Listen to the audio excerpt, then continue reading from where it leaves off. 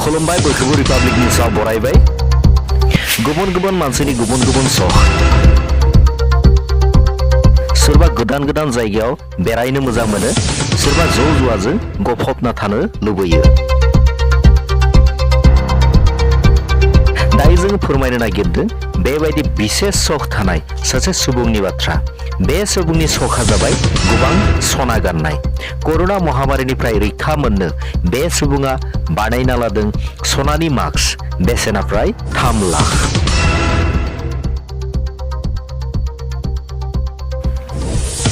corona महामारीनि गिख्रंथाव हाराव बांनाय लोगो लोगो मास्क गाननायखौ मावफुंथारनांगौ होनना बिथोन फोसावनाय जादों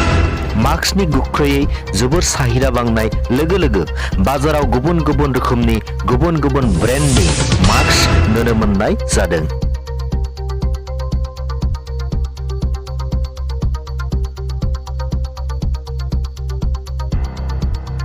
नाथाय महाराष्ट्र रायजोनिफ्राय मोनसे गुबुन रोखोमनि खौरां मोननाय जादों